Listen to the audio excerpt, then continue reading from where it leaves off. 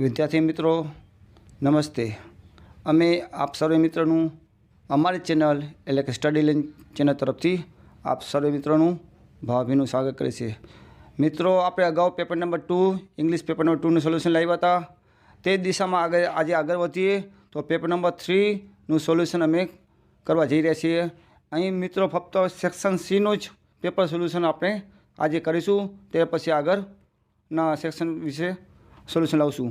तो मित्रों paper number 3 गाला assignment paper solution English paper 3 एमां सेक्शन सी एमां टोटल मार्क्स है 15 एटले के 15 मार्क्स बराबर। आ सेक्शन टोटली फंक्शन बेज पर आधारित है एटले आपणे स्कोरिंग करवा माटे खूब अगत्यनुं छे। एटले अमे अत्यारे हालना समयमां अमे आ सेक्शनने महत्व आपी अने आनुं सोल्यूशन लावવાનો प्रयास करीए छीए, कारण के स्कोरिंग मार्क्स आवे तो कोई આપણે अन्य विषय में तकलीफ पड़े नहीं।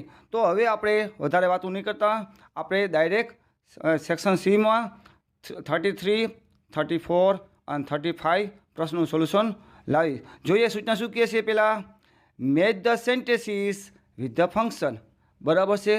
मैच ध सेंटेन्सीस विथ ध फंक्शन ए अने बी बने विभाग में ए विभाग में वाक्य आपेला छे, तेनी सामे आपणे बी विभाग में योग्य फंक्शन वडे वाक्य ने कनेक्ट करवाना छे। मित्रों अमे फक्त अहींया वधारे समय न बगड़े आपणो ए माटे डायरेक्ट अमे तमारी सामे जवाब रजू करीए छीए। पहेलुं वाक्य जोईए ए मीन्स के 33 बराबर छे। The guard stood in front of the gate. तो खबर पड़े कि गार्ड क्या छे, तो आपणे खबर होय अहीं गार्ड कोई पण जग्याए होय तो एनुं लोकेशन होय एटले एमां स्पेसिफाई लोकेशन आपेलुं होय तो आपणो जवाब स्पेसिफाई लोकेशन बनशे बराबर है। जे ऑप्शन नंबर डी है पण अमे डायरेक्ट जवाब लखेलो है एटले तमने जोवा मळशे नहीं। पछी बीजू Mahesh has been living in Gujarat 2010। Mahesh 2010 थी गुजरात में रहे छे। तो मित्रों आया समय आपेलो है अने मीन्स के 2010 पर्टिक्युलर टाइम आपेलो, चोक्कस समय आपेलो है एटले तमारे ऑप्शन में सीन्सवाळुं ज वाक्य गोतवुं पड़े। तो सीन्सवाळुं वाक्य में शुं सूचना होय के पॉइंट ऑफ टाइम, ज्यां पॉइंट ऑफ टाइम होय ए वाक्य में सीन्स आवुं ज जोईए। तो तमारा माटे आ जवाब बहुत इजी है, कारण कि ज्यां प्रश्न में सीन्स होय ने अथवा कोई वाक्य में सीन्स होय एने जवाब सामे मैच करवानो होय ने तमारे सीन्स गोतो, बीजुं कांई गोतवानुं नहीं। त्यार पछी 35 मो प्रश्न शुं छे? ओपन ध बोटल प्योर ध ज्यूस पोर ध juice into a glass. Bottle खोलो बराबर है, बोटल खोलो रस ने ग्लास में नाखो अथवा रस ने ग्लास में रेडो। तो मित्रों आमा आवी जो कोई भी आवा वाक्य ने प्रोसेस हो, प्रोसेसवाळा वाक्य हमेशा मोटा जोईए, लांबा जोईए बराबर है।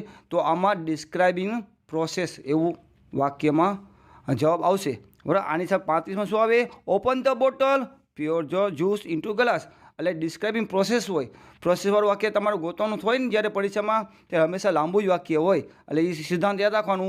પ્રોસેસ હોય વાક્ય મોટું હોય એટલે આ રીતે પહેલાં વાક્યું 33, 34 અને 35નું આપણે સોલ્યુશન લાવ્યા બરાબર। પહેલાંમાં શું આવશે?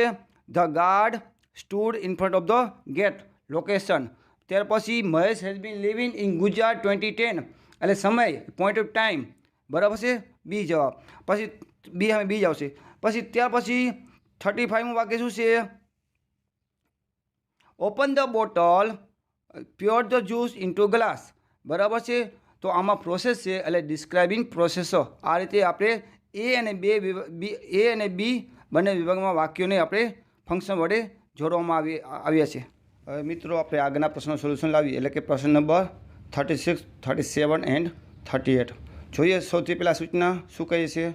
Complete the dialogue selecting the correct response based on the function given in the bracket।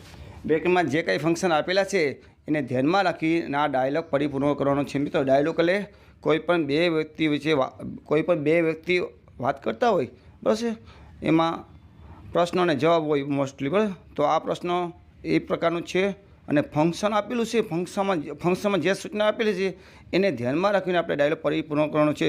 તો 36 પ્રશ્ન શું છે? 36મો પ્રશ્ન father said what are the children doing. શું કીધું? Father said what are the children doing now. તો મધર સેડ શું એ મધર જવાબ તો આવે પણ કઈ બાબતને ડ્યુરેશન ટાઈમને ધ્યાનમાં રાખીને આપણે જવાબ આપવાનો છે. ડ્યુરેશન ઓફ ટાઈમ એટલે અગાઉ આપણે વાત થઈ છે, અગાઉ ચર્ચા થઈ છે, બરાબર છે. ડ્યુરેશન ઓફ ટાઈમ એટલે કોઈ બી આન્સરમાં ફોર અથવા સમયનો ગાળો હોવો જોઈએ. ફોર 1 અવર, ફોર 2 અવર, ફોર 3 અવર, ફોર 1 ડે, ફોર 2, આવો આન્સર હોય ને ઓપ્શનમાં એટલે એ તમારે જવાબ ટીક કરી નાખવાનું. અને કારને ધ્યાનમાં રાખવાનું. અહીંયા કાર છે બરાબર, કેટલા સમયથી બાળકો રમી રહ્યા છે.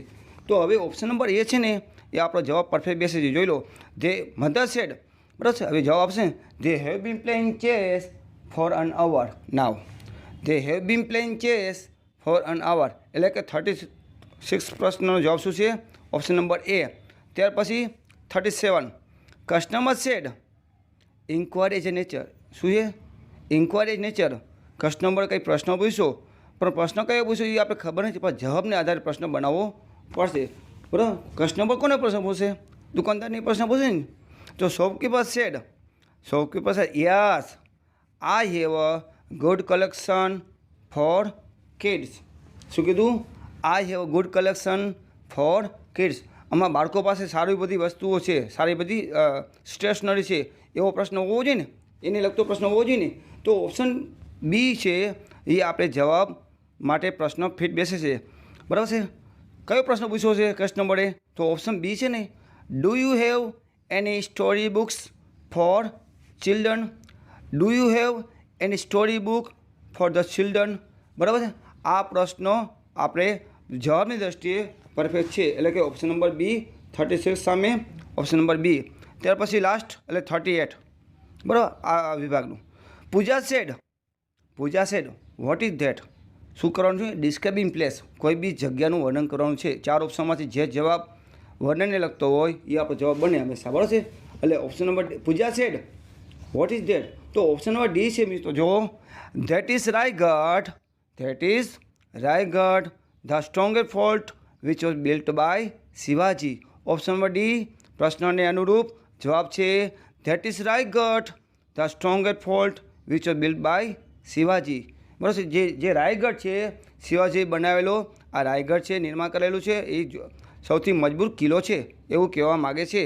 તો આ રીતે 36માં ઓપ્શન નંબર એ, 37 ઓપ્શન નંબર બી અને 38માં ઓપ્શન નંબર ડી આપણો જવાબ ઓપ્શનમાં છે તે પ્રમાણે દરેકના જવાબ મળે છે. મિત્રો હવે આપણે 39થી 41 પ્રશ્નો સોલ્યુશન લાવી, બરાબર છે. તો આમાં શું છે મિત્રો, તમારે કોઈ પણ વાક્ય હશે ને એને પરિપૂર્ણ કરવાનું છે. સૂચના શું કહે છે? Complete the sentences using function given in the brackets. કૌંસમાં જે ફંક્શન આપેલા હશે એની મદદથી આપણે વાક્ય અધૂરા છે અને પરિપૂર્ણ કરવાના થશે. અથવા વાક્યના 1 કે 2 શબ્દ આપેલા છે તો તમારે વાક્ય આખું મિનિંગફુલ બનાવવાનું છે. કઈ રીતે? કે કૌંસમાં જે સૂચના આપી હશે, ખબર, ડિસ્ક્રાઇબિંગ પ્લેસ કે ડિસ્ક્રાઇબિંગ થિંગ્સ કે whatever is given in the bracket we have to use then we complete the sentences.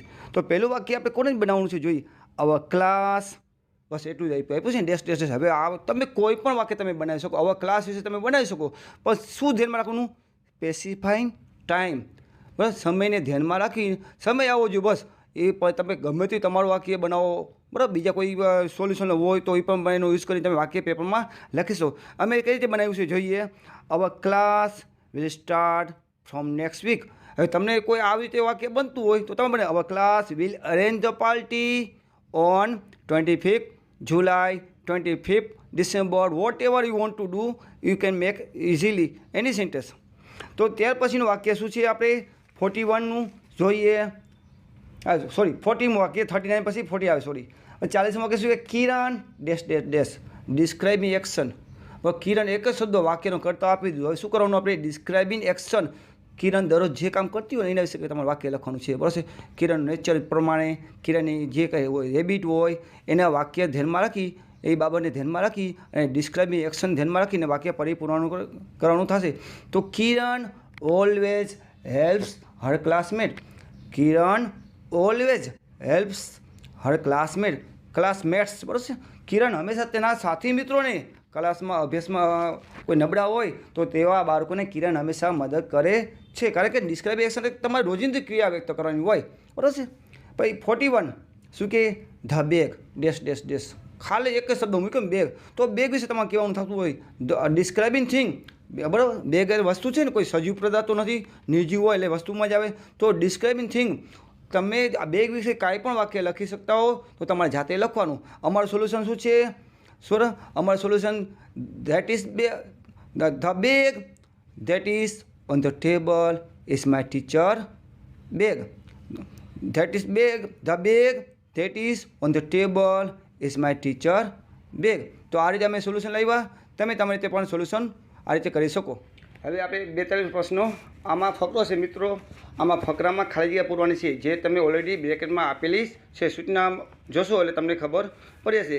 Complete the paragraph selecting the correct words from the bracket. બ્રેકેટમાં જે કાંઈ શબ્દ આપેલા છે, 3 વર્ડ છે, એની મદદથી આપણે પેરેગ્રાફમાં ખાલી જગ્યા પરિપૂર્ણ કરવાની થાય છે.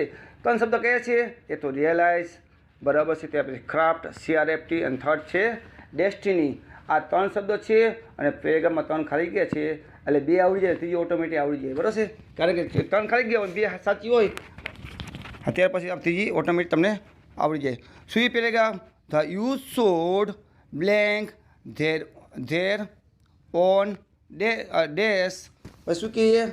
ધે મસ્ટ ડેશ અથવા blank there on strength and work for the future.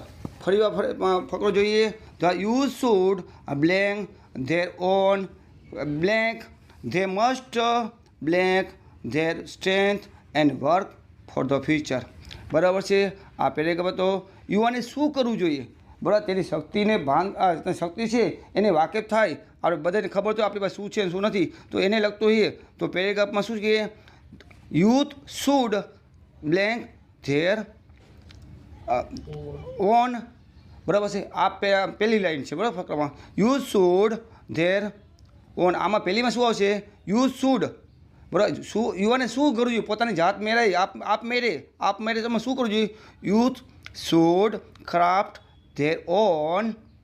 પછી જોઈએ ખાલી ગયા ડેસ્ટિની. યુવાને પોતાનું જાતે જ ભાગ્ય ઘડવું જોઈએ. મહેનત કરી તો ભાગ્ય એમ ખુલી જાય ને. આપણું કોઈ પણ વ્યક્તિ કાર્ય કરે એટલે એનું ભાગ્ય ખુલી જાય. તો યુવાનને એ સલાહ આપવામાં આવે છે પેરેગ્રાફમાં. Youths should craft their own destiny. જેને શું કહીએ? They must blank their strength and work for the future. મિત્રો પહેલાંમાં લખી નાખ્યું હોય અને બીજામાં આપણે શું લખ્યું છે? ડેસ્ટિની. તો ત્રીજામાં જે ઓટોમેટિક જે વધ્યું હોય એ જ આવે, કારણ કે 4 ઓપ્શન હોય તો કન્ફ્યુઝ થાય. આમાં 3 ખાલી ગયા, 3 ઓપ્શન છે. તો they must realise they strength and work for the future. તો આ રીતે પહેલી ખાલી ગયામાં ક્રાફ્ટ, CRAFT, બીજામાં ડેસ્ટિની, DESTINY, બરાબર છે, ડેસ્ટિની. પછી ત્રીજામાં શું છે? They must realise. તો રિયલાઇઝ એટલે કે આપણે આપણી શક્તિનો વાકેફ થવું જોઈએ. આપણી શું છે આપણી પાસે તાકાત, એથી આપણે વાકેફ થવું જોઈએ. તો રિયલાઇઝ, બરાબર છે, REALIZED. હવે મિત્રો આપણે સેક્શન સીના છેલ્લા વિભાગમાં છેલ્લા ચરણમાં આવી ગયા છે, એટલે કે પ્રશ્ન નંબર 43, 44 એન્ડ 45. 43, 44 ને 45 સૂચના જોઈએ. Write the words having the nearest meaning. બરાબર છે. જે શબ્દ આપેલો છે ઓપ્શનમાંથી 4 શબ્દો હશે, એનો અર્થ મળતો આવતો એ તમારે શબ્દ લખવાનો છે. તો જેમ કે 43માં શું આપેલું છે? ઓપોઝ, OPPOSE, ઓપોઝ એટલે વિરોધ કરો.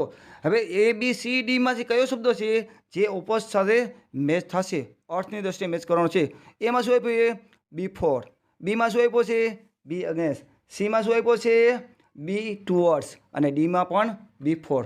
તો મિત્રો બિફોર એટલે પહેલાં, અને બી ટુવર્ડ્સ એટલે ની તરફ, અને બી અગેન્સ્ટ એટલે ની વિરુદ્ધ હોવું. તો આ જવાબ મળી ગયો આપણો ઓપ્શન નંબર બી, એટલે બી અગેન્સ્ટ. ઓપોઝની સામે આપણે જવાબ આવશે બી અગેન્સ્ટ.